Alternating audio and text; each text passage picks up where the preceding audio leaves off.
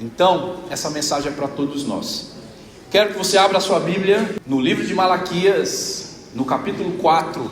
Malaquias é um profeta considerado menor, porque o seu livro é um livro pequeno, com apenas 4 capítulos.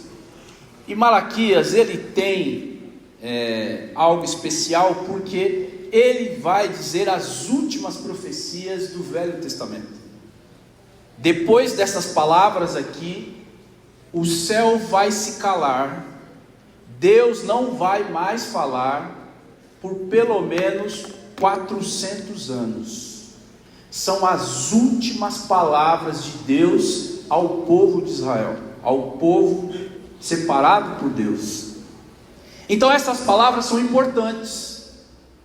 O que você acha que você falaria se você soubesse que ficaria um tempo sem se falar? Você ficaria talvez 6 meses sem você abrir a sua boca. Pensando nisso, o que você falaria? Sabendo que você vai ficar um tempo sem falar. Você falaria bobagens? Falaria o quê? Daria instruções? Talvez, né? Diria eu te amo para alguém? Não sei. Eu sei que o profeta, ele tem uma palavra para nós. É para os nossos dias. Mas obviamente que o texto está falando sobre Deus e Israel. E nós faremos uma aplicação do que Deus falou a Israel para os pais e os filhos. Amém, irmãos? Vamos lá, vamos ver se você me acompanha aí. Capítulo 4, verso 1 de Malaquias, diz assim: assim diz o Senhor dos Exércitos, é o profeta falando: o dia do julgamento se aproxima e arde como uma fornalha. Naquele dia serão queimados como palha os arrogantes, os perversos. Eles serão consumidos desde as raízes até os ramos. Verso 2: mas para vocês que temem o meu nome, o sol da justiça se levantará, trazendo cura em suas asas, e vocês sairão e saltarão de alegria como bezerros soltos no pasto. No dia em que eu agir, vocês pisarão sobre os perversos, e como se eles fossem pó sobre os seus pés, diz o Senhor dos Exércitos. Lembre-se de obedecer à lei de Moisés, meu servo, a todos os decretos e estatutos que dei a todo Israel no Monte Sinai. 5. Vejam, eu lhes envio o profeta Elias, antes da vinda do grande e terrível dia do Senhor. Ele fará que o coração dos pais voltem para os seus filhos, e o coração dos filhos volte para os seus pais. Do contrário, eu virei e castigarei a terra com maldição. Palavras fortes do profeta, sim ou não? É uma palavra forte. Depois dessas palavras aqui, o céu se fecha, o céu se cala, e não se ouve mais, e não se levanta mais profeta sobre a terra. Há um silêncio de 400 anos, onde Deus não fala mais, onde nenhum homem fala em nome de Deus. E as últimas palavras do profeta para a nação é: convertam os seus corações. Por que será que ele poderia ter falado qualquer coisa? Ele poderia ter falado sobre guerra, ele poderia ter falado sobre política, ele poderia ter falado sobre povos, sobre nações, mas o profeta termina o texto falando: convertam os corações dos pais aos filhos e dos filhos aos pais. Por que será que Israel precisava se converter? O que os filhos de Deus estavam fazendo? Por que será que antes do grande dia, que é o que o texto diz, o grande dia é dia do juízo sobre a terra? Antes do dia do juízo, enviarei alguém no espírito de Elias para converter os corações. Antes do dia do juízo, haverá uma conversão de corações. E essa conversão, ela é uma conversão que começa em casa. Não é para a nação, mas é em casa que se começa uma conversão. Deus leva a família muito a sério. E esse espírito de Elias, que é profetizado aqui em Malaquias, é uma profecia. Haverá alguém que virá no nome de Elias. Abra sua Bíblia em Lucas, no capítulo 1, no verso 17 nós vamos ler. Lucas, vamos ler a partir do 11 para dar sentido? Lucas, capítulo 1, verso 11. E um anjo do Senhor apareceu à direita do altar de incenso. Ao vê-lo, Zacarias, sacerdote, ficou abalado e assustado. Verso 13. O anjo, porém, disse: não tenha medo, Zacarias, sua oração foi ouvida. Isabel, sua esposa, lhe dará um filho, e ele se chamará João. Você terá grande satisfação e alegria, e muitos se alegrarão com o nascimento do menino, pois ele será grande aos olhos do Senhor, nunca tomará vinho, nem outra bebida forte. Que mais? Ele será cheio do Espírito Santo antes mesmo de nascer. Fará muitos israelitas voltarem-se ao Senhor seu Deus. Verso 17. Será um homem com espírito e poder de quem? E preparará o quê? O povo para a vinda do Senhor. E o que ele vai fazer? Fará o coração dos pais voltar aos seus filhos e levará os rebeldes a aceitarem a sabedoria do justo. De que João nós estamos falando? João Batista. Preste atenção. 400 anos antes, o profeta Malaquias traz uma profecia dizendo que precisa haver conversão. E Deus encerra ali. 400 anos depois, aparece um maluco no deserto dizendo: arrependam-se. É a principal mensagem de João Batista: arrependam-se, convertam os seus corações. Em Lucas, essa profecia então, ela é reafirmada, ela é concluída, ela é consumada, porque ele disse: alguém virá no espírito de Elias. O anjo fala para o pai de João Batista: o seu filho virá no espírito e no poder de Elias. Elias é um profeta. E por que o texto faz a referência a Elias? Porque Elias é um outro profeta gigante na Bíblia, que ele brigava com a sua época.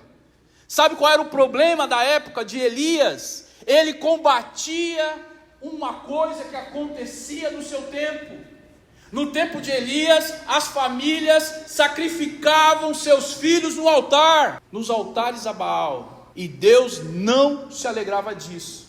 A profecia então em Malaquias diz: olha, virá alguém no espírito de Elias para combater estas coisas que vocês estão fazendo, que não é bom. Como você pode sacrificar o seu filho no altar de Baal?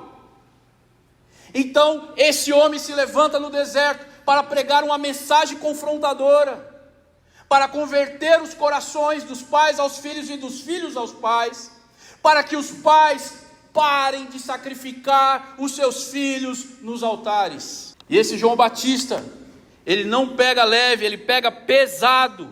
Então se cumpre a profecia de Malaquias em Lucas, através da figura de João Batista. Deus sabia, Deus entende que quando o coração da família ele se afasta, a sociedade desaba. Preciso convencer você que a nossa sociedade não está boa. Nós vivemos dias de individualismo, cada um por si. Sabe o que é cada um por si? Se na sua casa cada um lava o seu prato, é cada um por si. Se na sua casa ninguém senta na mesa para almoçar, é cada um por si. Se na sua casa cada um tem uma televisão no ambiente da casa, é cada um por si. Não tem conversa. É cada um por si. Cada um faz a sua própria comida. Cada um tem o seu próprio quarto. Cada um tem a sua própria TV. Eu sou de um tempo em que a gente se perdia na escola com os traficantes. Eu sou de um tempo que a gente se perdia na rua, porque a gente tinha péssimas amizades na rua e você convivia com todo mundo. Hoje os filhos se perdem dentro de casa, debaixo do nosso nariz. Os filhos hoje se perdem diante de nós, com os malditos fones de ouvido. Você não sabe o que ele está ouvindo, você não sabe o que ele está vendo.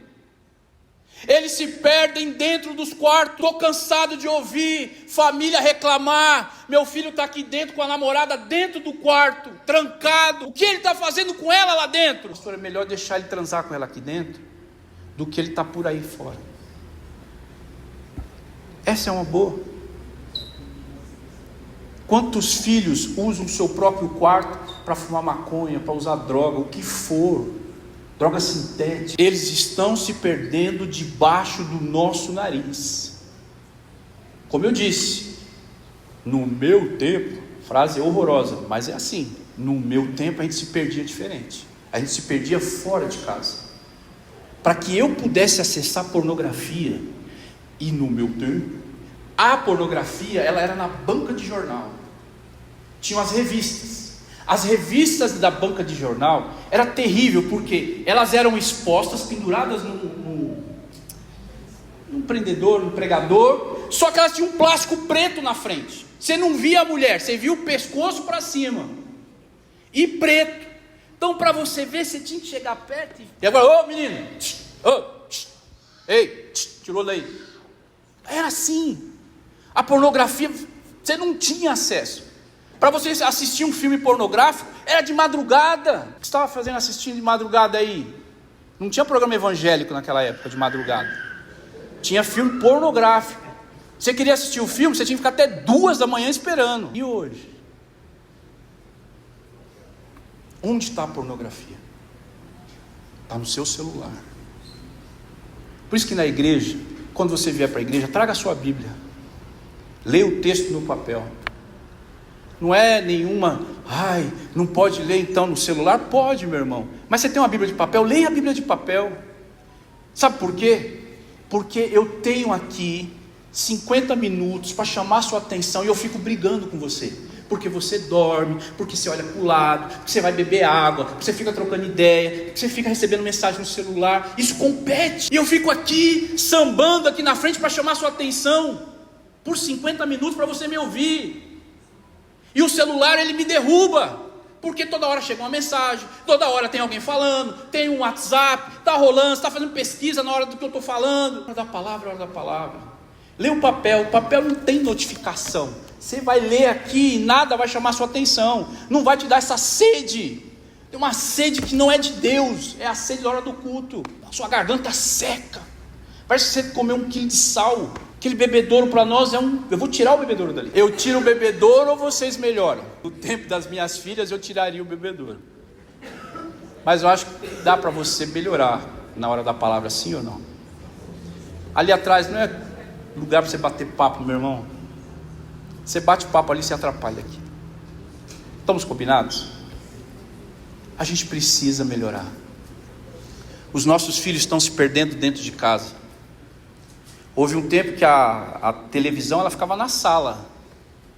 Quer assistir televisão? É na sala. Todo mundo assiste a mesma coisa. E esse tempo antigo não tinha canal 250 canais, tinham 13 canais. E assiste o que tem. Vai assistir o Gugu, o Faustão, o que for, é o que tem. Hoje tem 250 canais. A mesa ela precisa ser compartilhada. O que destruiu nossas casas, irmãos? Foi a individualidade. Casais que dormem separado. Quer destruir seu casamento? Durma separado. Dorme um no sofá e o outro na outra cama. Ou tenha 2 camas. Arrebente com o seu casamento. Casal foi feito para dormir junto. Você quer começar a destruir seu casamento? Começa a dormir separado. Individualidade. Eu quero meu espaço na cama. Mas ele ronca, pastor. Põe algodão no seu ouvido. Faz alguma coisa. Mas dorme com ele, dorme com ela. Porque você começa a destruir o seu casamento quando a cama está separada. Eu não estou brincando, isso é sério. Isso destrói qualquer um. Basta você dormir separado. Há uma necessidade urgente, irmãos, de converter o coração dos pais aos filhos. E a gente precisa recuperar uma coisa que se perdeu dentro de casa também, que é a autoridade dos pais. Deixa eu te falar uma coisa aqui com muita sinceridade, e eu vou falar pausado. Criança não decide nada. Repete comigo: criança não decide nada.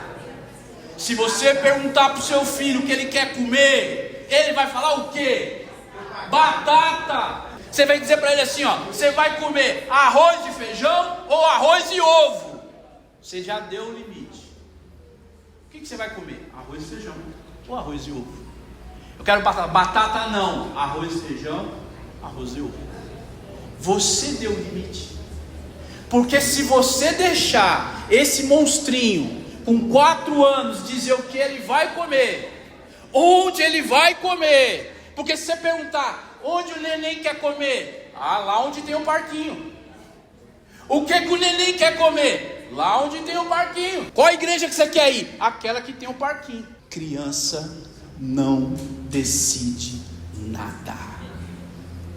Você decide. Criança não decide nada. Criança foi feita para brincar. Tem fases: primeira infância, segunda infância, adolescência, juventude.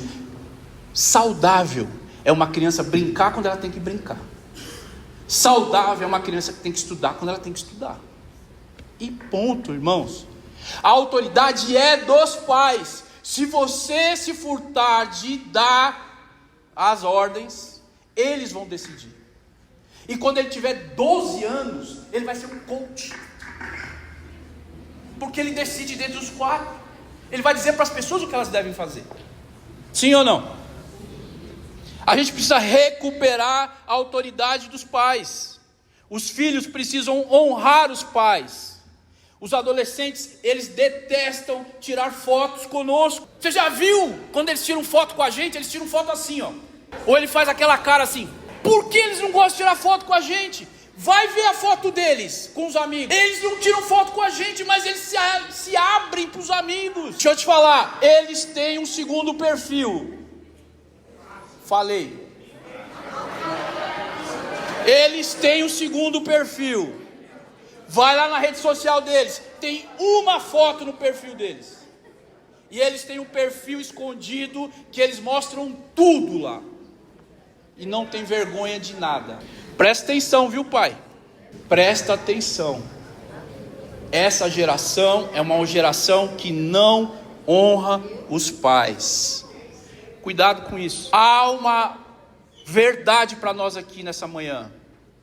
Precisamos de conversão dos corações. É uma conversão dos pais para os filhos e dos filhos para os pais. Há um distanciamento nosso para com os nossos filhos. E há uma desonra dos filhos para com os pais. Quando o profeta vem e fala, tem que ter conversão, havia um problema entre Israel e Deus. Quando o profeta diz hoje, há um problema a ser resolvido entre nós aqui nessa manhã, entre pais e filhos. Porque o texto continua. Porque quando a gente resolver isso, o céu vai voltar a falar. Porque o texto, ele tem aqui uma maldição, mas ele tem uma promessa também. A promessa é que se os corações forem convertidos, aí você pode olhar no verso 3, no capítulo 3, no verso 17, Deus diz assim: eles serão o meu povo, diz o Senhor dos Exércitos. No dia que eu agir, eles serão o meu tesouro especial. Terei compaixão deles, como o pai tem compaixão de seu filho obediente. Então vocês verão outra vez a diferença entre o justo e o mal, entre o que serve a Deus e o que não serve. Essa é a promessa. Então hoje, meus irmãos, para a gente entrar aqui na mensagem, são 3 passos para que a gente consiga esse arrependimento. Arrependimento dos pais e arrependimento dos filhos. O texto diz que enviaria o profeta Elias. Eu já expliquei a você aqui porque o profeta ele combate esse holocausto que era feito com crianças na época, esse sacrifício. E é óbvio que alguém vai me falar assim, mas quem que sacrifica um filho hoje na pedra? Talvez a gente não sacrifique os nossos filhos na pedra, mas nós sacrificamos os nossos filhos no trabalho excessivo, na ausência emocional, no celular, na indiferença. Se eu pudesse te dar um conselho hoje, no Dia das Crianças, não dê um celular para o seu filho. Adie o máximo que você puder. Se puder dar o ano que vem, dá o ano que vem. Se não for o ano que vem, dá no outro. Adie o celular na mão do seu filho. Uma dica que eu te dou aqui, meu irmão. E outra coisa, não deixe os avós darem. Porque você não dá, mas o avô dá. Aí quebra nós. Vovó, não dê um celular para o seu neto. Se não é hora para ele. Vai chegar um momento que ele vai precisar do celular. É verdade. Mas se ele é uma criança, pelo amor de Deus, não dê um celular para ele. Ajude os pais. A gente precisa salvar o coração das crianças. Ontem, no parque, a proposta era brincadeiras sem celular, sem tela. Tem pai que não sabe pular corda com o filho. Tem pai que não ensina o filho a andar de bicicleta. Tem criança que a bola, ela pega uma bola leve, ela bate a bola bate na cara, bate no chão, bate na cara. Ela não sabe brincar com a bola. Uma coisa incrível. Berenice gastou 1 hora para ensinar uma menina a pular corda. Ela não conseguia pular, porque ela não sabia se levantava o calcanhar, se levantava o dedão, se ela pulava, se ela aguentava o peso dela. Nunca pulou corda na vida. Essa é a geração. Eu precisei fazer camiseta para esse evento, e eu fui até uma loja no Brás, e aí, irmãos, 8 horas da manhã, eu cheguei no balcão, eu pedi para a moça assim: moça, você me vê, eu preciso de 17 camisas brancas lisas. Essa moça levou 1 hora para me atender. Ela não entendia o que era branco, ela não entendia o que era lisa. A hora que eu cheguei, ela estava com o celular na mão, eu no balcão, ia na frente dela. Aí uma mulher gritou do fundo: ei, atende o cara aí. E ela no celular, no balcão, numa loja de atendimento. Pois não, senhor, pois não. Camisa branca, o quê? 3 tamanhos, G, GG e extra G. Que é 1 hora para me vender camiseta branca, lisa. Aí no final eu falei para ela: você pode me dar uma nota fiscal? O senhor quer que eu escreva os valores? Filha, eu preciso de um recibo, pelo amor de Deus, uma Cleide me mata. Ela não sabia que era uma nota, ela tinha uns 20 anos. O que essa moça sabia da vida? Nada. O que será que ela fez a vida inteira? Assistiu o vídeo no TikTok? Essa é a geração de agora. Você que emprega gente, começa a repensar aí, quem que você vai contratar. Tem uns velhinhos aí muito bom, hein? Mais responsável. Você vai ter que ter paciência com essa turma mais nova, mas muita paciência. Explicar o que é uma nota fiscal. Essa é a geração. O celular e o ChatGPT vai emburrecer essa geração de uma forma tão grande que serão verdadeiros imbecis andando. Gente que não consegue ter capacidade de raciocínio, porque estão entregues à preguiça da tecnologia. A tecnologia é para nos ajudar, não é para fazer as coisas por você, não é para dizer o que você faz. O que eu faço? Meu filho me respondeu. Pai sem tempo, filho sem direção. Então o arrependimento é o primeiro passo dessa reconciliação, irmãos. O arrependimento, ele é preciso. Arrependimento não é remorso. Arrependimento é mudança de direção, é mudança de mente. Arrependei-vos porque é chegado o reino dos céus. O arrependimento nos tira do orgulho, nos leva à humildade. Quero saber, pai, quando é que você disse para o seu filho assim: eu errei? Você tem essa capacidade? Eu errei. Não foi sua mãe, não foi meu chefe, não foi o pastor, não foi a igreja, eu errei. Seu filho já te disse isso: pai, eu reconheço o valor que vocês têm por mim. Eu sei quanto custa, e eu sei que você trabalha o mês inteiro para ter esse dinheiro. Você já disse isso? Você já ouviu isso com seu filho? O arrependimento, ele tem mão dupla, irmãos, e ele começa dessa forma. Quando é que o pai precisa se arrepender? Vamos lá? Eu preciso me arrepender da minha dureza.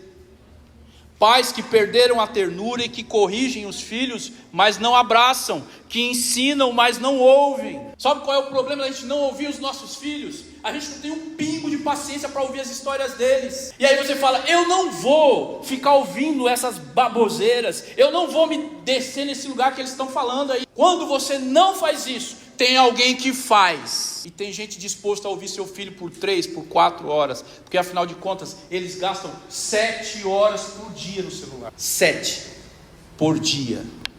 Eu sempre faço uma comparação comigo mesmo. O meu celular aqui diz quanto tempo eu fico em redes sociais por semana. São 7 horas. E um adolescente fica 7 horas por dia, em média. Precisamos nos arrepender. Pai, se você não ouviu o seu filho, tem gente disposto a ouvi-lo.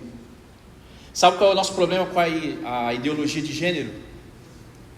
Que acabam pegando os meninos e as meninas. Nunca tivemos tantos meninos que não sabem quem são e meninas que não sabem quem são. Eles não conseguem conversar em casa. Onde eles vão conversar? Na escola. Quem é que está disposto a ouvi-los? Alguém com uma identidade de gênero que não é a bíblica. Como ele não é ouvido, como ele não é aceito, ele fala o seguinte: eu já sei o que eu sou, eu vou ser.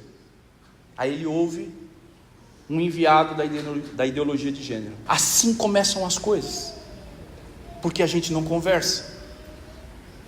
Você precisa ouvir o seu filho. Eu preciso ouvir as minhas filhas. Um outro arrependimento que nós precisamos como pais, um arrependimento da omissão espiritual. Muitos pais terceirizam a fé, terceirizam a escola, terceirizam a igreja, terceirizam ao pastor. Eu vou te adiantar uma coisa aqui: não sou responsável por filho de ninguém, por conta das minhas 3, que dirá dos seus.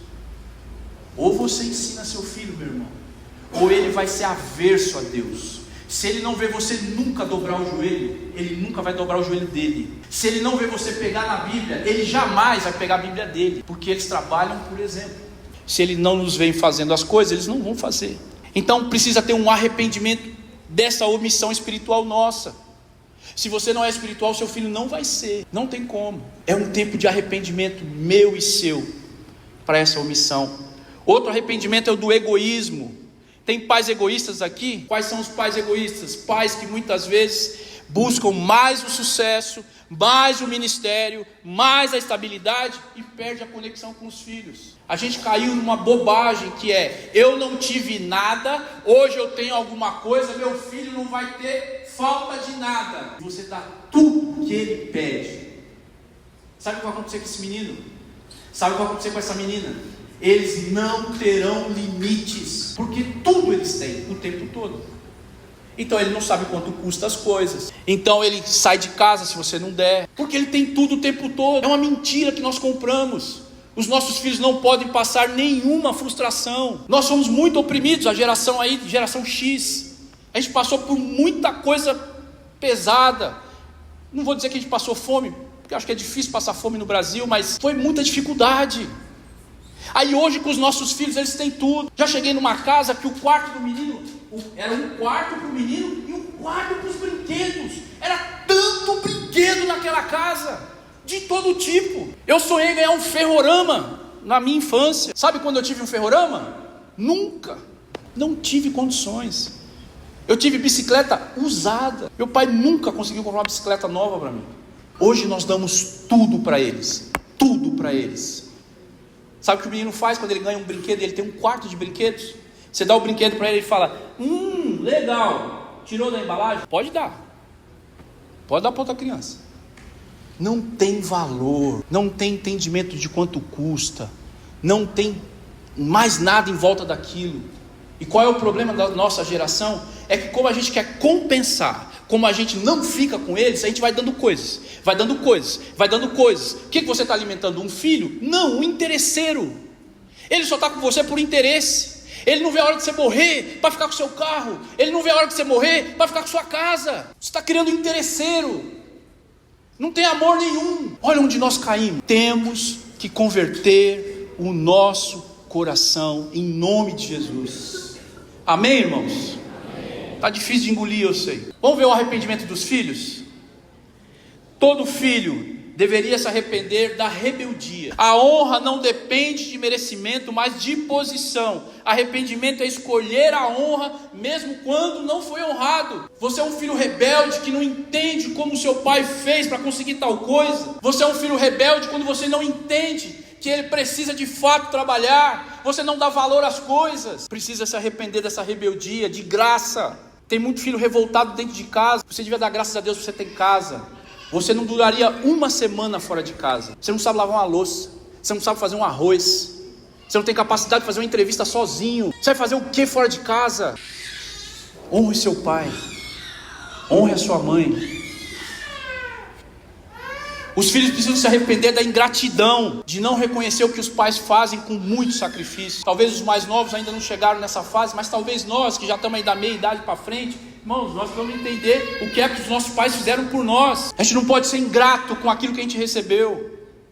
Os filhos precisam se arrepender também dessa superficialidade, quer viver tudo só no superficial. Deixa eu te falar uma coisa, não é possível você viver uma fé se ela não for viva. Não é possível você viver uma fé sem cruz, porque a fé com a cruz exige renúncia. Isso é evangelho. Tem muito filho achando que dá para viver uma fé de boas. Não existe fé de boas. Ou você renuncia, ou você não é de Cristo. Ou você é cristão, ou você não usa esse nome. Você não é crente. Acabou. Vive qualquer coisa, menos ser cristão. Você é cristão, viva como Cristo andou. Cristo não fala palavrão, Cristo não transa antes do casamento, Cristo não desobedece os pais, Cristo honra os pais. Filhos, saiam da superficialidade. Não dá para viver uma fé sem cruz. E a cruz vai te exigir renúncia. O que é renunciar? Você deixa de fazer certas coisas por aquilo que é maior. Teus pais são um presente de Deus para a tua vida. Se você acha que a tua mãe é horrorosa, que teu pai é um monstro, você não sabe o que é viver sem eles. Por isso que eu não exijo das minhas filhas amor. Não exijo. Não exijo que elas acordem, me abracem, me beijem, eu papai eu te amo. Nem preciso disso, elas já sabem. Preciso que elas me obedeçam. Porque agora elas não vão entender. Elas vão entender depois.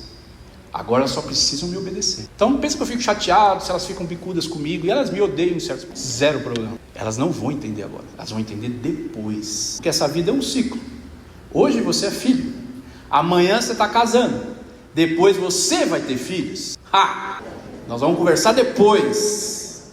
Você já entendeu o que eu falei. Segundo passo, irmãos, para que a gente converta os corações. O primeiro passo é arrependimento dos pais e dos filhos. O segundo passo aqui é o perdão. O perdão ele é importante porque ele liberta o nosso coração das mágoas. O perdão também gira em duas direções: dos pais para os filhos, dos filhos para os pais.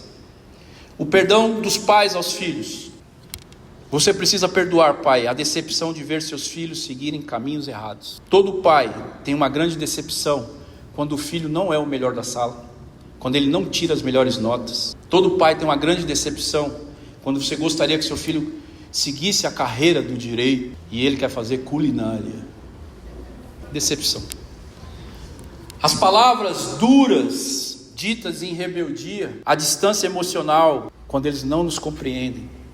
Eu preciso perdoar isso, senão não tem conversão de coração. Todos os dias a minha oração é: Senhor, me ajuda a ser um pai melhor. E eu tenho um desafio gigantesco todos os dias. Você também tem. Como é que se manifesta esse perdão, pai? Em vez de você cobrar, você deve orar. Em vez de você julgar, você deve acolher. Quando seu filho pisar na bola, ele precisa entender o que ele fez, mas ele precisa ser acolhido. Porque se você jogar o seu filho na rua, quem mais vai cuidar dele? Se até você o colocou na rua. Em vez de controlar, confie em Deus. Isso aqui para mim, meu Jesus, eu quero controlar.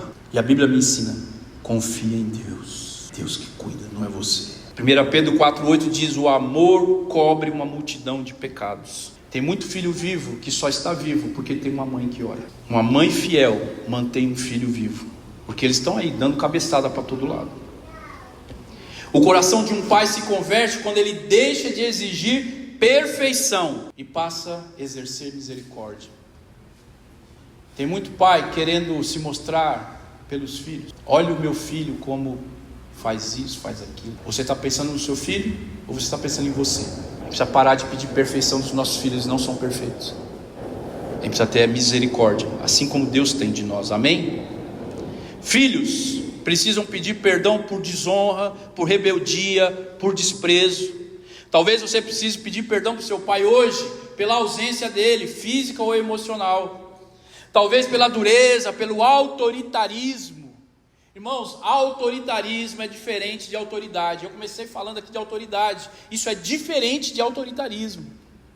Cala a boca, sou eu que mando aqui. Não é assim que a gente faz. Autoritarismo vai fazer o seu filho fugir de você.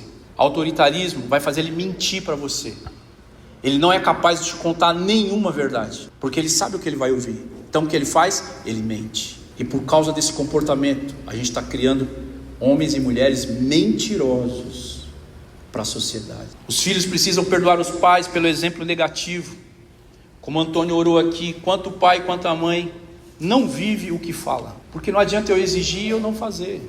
Eu e você, nós somos cobrados todos os dias por aquilo que falamos. Então a gente precisa tomar cuidado com o que fala. Porque se você fala uma coisa e você não vive, isso tem um nome, chama-se hipocrisia. E essa geração mais nova, eles odeiam hipocrisia. Como eles têm um senso de justiça própria, apurado, eles ficam nos comparando o tempo todo. Precisa tomar cuidado com o que a gente fala. Filhos, ao invés de você ficar culpando seu pai, é melhor você começar a orar por ele. Outra coisa, você precisa falar com respeito, mesmo se não houver mudança imediata na sua casa. Escolha não repetir o padrão dos seus pais na sua próxima família. Precisei passar por essa escolha. Eu não vou repetir os erros do meu pai. A decisão que eu tomei. Eu tenho uma família de origem disfuncional. Eu disse, eu não quero essa família para mim, eu quero outra família. Eu tomei uma decisão, porque se a sua família é uma bagunça hoje, você é responsável por isso, porque você pode cessar isso, ou você pode repetir o padrão da sua família de origem, mas isso está na tua mão. Terceiro e último passo aqui, a honra. Honrar é mais que obediência, porque obedecer é cumprir ordens, né? Honrar é reconhecer valor. Quem só obedece por obedecer, chega uma fase que não quer mais obedecer ninguém, ou não obedece mais os pais. Agora a honra vai a vida toda. Irmãos, como igreja, nós estamos cansados de ajudar pessoas mais velhas, abandonadas pelos filhos. Coisas que os filhos deveriam fazer e não fazem. Tem muita mãe passando necessidade, com um filho grande, barbado, casado, abandona os pais. A gente tem que ter honra. E essa honra é para a vida toda. Como é que os filhos podem honrar os pais? Com respeito, mesmo quando há diferenças. Com gratidão, reconhecendo o esforço. Com cuidado, especialmente na velhice, com testemunho, mantendo a fé viva. É assim. E os pais, como é que eles podem honrar os filhos? Os pais podem honrar os filhos validando o valor deles, com palavras, com gesto, com confiança. O mundo já bate bastante nos seus filhos. Se você for mais um, e a sua palavra tem peso sobre o seu filho, casa que você vai ver o que é. Você nunca vai dar certo na vida. Vai ficar andando com homem para cá e com homem para lá, você vai ver. São palavras que a gente está dizendo para os nossos filhos. Então a gente precisa validar o valor deles. Escutando suas dores e opiniões. O que seu filho está dizendo que você não está ouvindo? Se você assistiu aquela série de adolescência, chamada Adolescência, uma série nova, do começo do ano, uma série que é muito interessante porque fala de um adolescente de 13 anos, um menino fofinho, magrinho, branquinho, um anjo. E a série começa assim, primeiro episódio, a polícia dos Estados Unidos arrombando a casa, estourando a porta, acordando a família, e todo mundo, o que está acontecendo? E aí a polícia entra no quarto do menino, e aponta um fuzil para a cara dele, e os pais não estão entendendo o que está acontecendo. O que esse menino fez? É um anjo, só fica no quarto, inofensivo, magrinho. O que ele fez? Praticava bullying na internet. Uma menina morreu por causa do bullying dele, e ele é o principal suspeito, e ele é o assassino. Daí você assiste a série. Onde o menino estava? Dentro do quarto, caladinho. Um dia a polícia chega na casa chutando a porta. Escute as dores e opiniões dos seus filhos. Como os pais podem honrar os filhos? Acreditando no que Deus pode fazer através deles. Desculpa. A igreja é o último lugar onde seu filho pode se encontrar com Deus, ter valores e princípios. Pode falar o que quiserem. Já perdemos todas as instâncias. As escolas estão destruídas, as faculdades destruídas, só vai aprender lá o que é anti-Deus. A igreja é o último lugar. Por isso que aqui a gente precisa falar. Por isso que estou gastando essa manhã, no dia aqui das crianças, para falar com os pais e com os filhos. Nós precisamos abençoar, mesmo quando eles não entendem totalmente os nossos caminhos. Por isso que eu não vejo problema nenhum o pai que arrasta o filho para a igreja. É melhor ele dormindo, babando aqui na cadeira do que ele fora. É melhor ele brincando aqui na igreja do que ele fora. Ele tem uma chance. Se você puder, pai, traga seu filho para a igreja. É o último lugar. É aqui onde nós somos transformados. É aqui, numa comunidade. Aqui não é cada um por si. É uma comunidade. Todos vamos juntos. Para a gente encerrar, depois de tudo que a gente falou aqui, a respeito do arrependimento, do perdão e da honra. Eu não sei quantos aqui nessa manhã preciso fazer uma oração aqui hoje. E eu quero provocar aqui algumas orações para a gente terminar o culto dessa manhã com esse entendimento. Eu sei que eu confrontei você aqui em certas coisas. Eu sei que eu fui pesado aqui nas minhas palavras. Eu entendo. Mas eu entendo também que há uma oportunidade aqui nessa manhã de você pedir perdão para os seus filhos. Filhos, vocês têm a oportunidade de pedir perdão para os seus pais e juntos nós temos os corações convertidos com honra. Porque a palavra de João Batista no deserto era o arrependimento. E nós estamos aqui, irmãos, como uma comunidade. Eu não vim aqui nessa manhã denunciar a sua família, porque eu coloquei a minha família também junto. E se a gente não entender isso, você vai continuar errando dentro de casa. Quando o profeta diz, converta o coração, é uma conversão íntima, porque é no coração, não é externa, é interna. Ou seja, é na sua casa, é com você essa história. E se não houver conversão, a gente vai continuar produzindo famílias disfuncionais. E uma família disfuncional não serve para nada na sociedade, irmãos, para nada, só para dar problema. A gente pode escolher se nós somos solução para alguma coisa ou se nós somos parte de um grande problema na sociedade brasileira. E a igreja, ela foi levantada para ser voz profética, para falar contra o pecado da cidade. Mas como é que a gente vai falar contra o pecado da cidade se a nossa casa é destruída? Se os nossos relacionamentos são quebrados? Como é que a gente vai falar contra a cidade se há pastores falando palavrão e está dizendo que está tudo bem? Eu falo palavrão no privado. Está errado! Somos transformados, nova vida em Cristo. O nosso linguajar é outro, a nossa forma de tratar é outra. Não existe essa, eu sou assim. Nenhum pastor deve falar palavrão, irmão. Nenhum pastor pode fazer piada suja. Nenhum pastor pode olhar a mulher do outro. Ninguém pode fazer isso. Como é que a gente admite pastores que falam palavrão, bebem uísque? Essa é a nossa geração. Precisamos de conversão, mudança de direção. Eu não sei por onde você quer começar hoje. Se você quer começar se arrependendo, se você quer pedir perdão para os seus filhos, ou se você quer honrar a Deus. Eu quero fazer isso de forma didática aqui. Por quê? Eu só tenho essa oportunidade aqui, irmãos. Você se colocar diante de Deus, e você fazer uma oração sincera. Eu não sei se você, como pai, tem coragem de dizer para o seu filho, dizer assim, filho, me perdoa. Me perdoa porque eu coloquei uma expectativa alta demais em você. Me perdoa porque eu te abandonei. Me perdoa porque eu tento te enganar. Eu te dou coisas para comprar minha ausência. Filho, me perdoa porque eu falei na hora errada contigo. Eu estava com raiva. E essa não é a melhor hora de você falar com ninguém quando você estiver com raiva. Você engole sua raiva. Fala no dia seguinte. Você vai soltar coisas que vão machucar. Esse é o momento, meu irmão, de você fazer isso. Quero que você feche os seus olhos, faça uma oração sincera diante do Senhor. Acho que todos nós poderíamos fazer aqui uma oração de perdão geral. Filhos, os adolescentes estão aqui, as crianças já fizeram. Vocês têm algo a pedir perdão para os seus pais? Em algum momento você pensou mal do seu pai. Em algum momento você quis que seu pai morresse. Em algum momento você pensou num vejo a hora dele não estar mais aqui. Em algum momento você já pensou assim: eu não vejo a hora de sair dessa casa. É um tempo de perdão, filhos.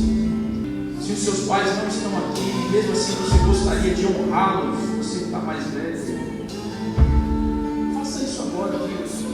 Meu pai, onde você estiver, minha mãe, onde você estiver, eu preciso te dizer isso, você é importante para mim. Faz isso com sinceridade. É mais amoroso, mais amorosa. Entenda mais as coisas. Saia da superficialidade. Pai, se o seu filho não está aqui, a sua oração pode alcançá-lo onde ele estiver. Não importa onde. Abençoe seu filho onde ele estiver agora. E o perdão para o seu filho é apesar das bobagens que eles fazem. Consegue fazer isso? Você abençoar mesmo onde eles erram. E a maneira de fazer isso é ensinando, não é reclamando. Você consegue fazer isso? Eles não estão aqui. Ore por ele agora. Ore por ela agora. Qual a idade que eles têm? Já passaram da juventude? Já estão mais velhos?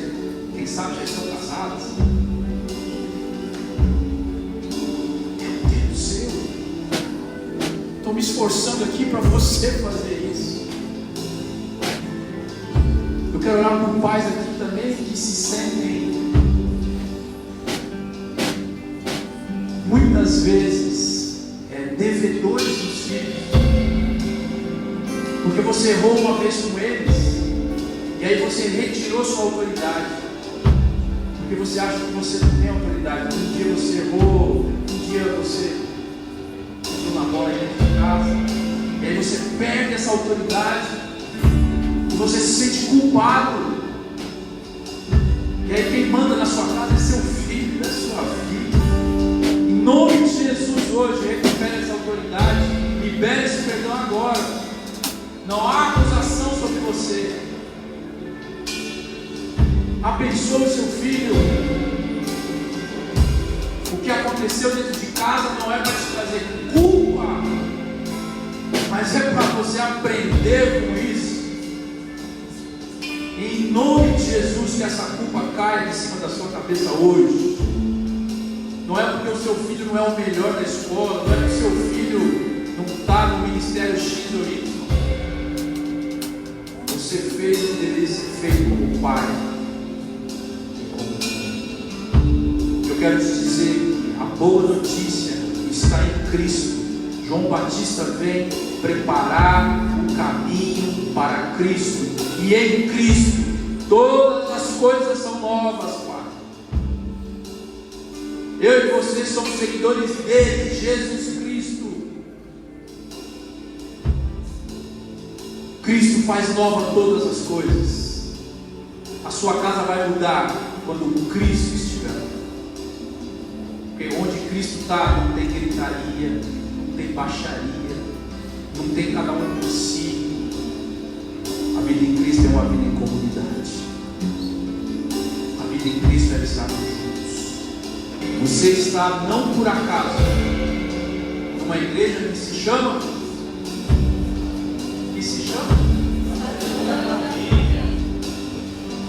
uma igreja que não tem o nome de família à toa. Você poderia estar na igreja X, na igreja Y. Tenho certeza que deve ter umas 20 igrejas na sua rua. O que você vem? Essa igreja se chama família. E nós entendemos que a família é a base para tudo. E nós queremos orar pelas dores da família. Que toda a família ela é salva em Jesus Cristo. Você e a sua casa. É o nosso desejo. Creia nisso. Se a sua família de origem não foi a melhor, a sua família de agora ela pode ser melhor. E se você já quebrou umas 3 ou 4 aí, está na hora de você começar a acertar, sim ou não. De repente você está divorciado, terceiro casamento. família e pergunta: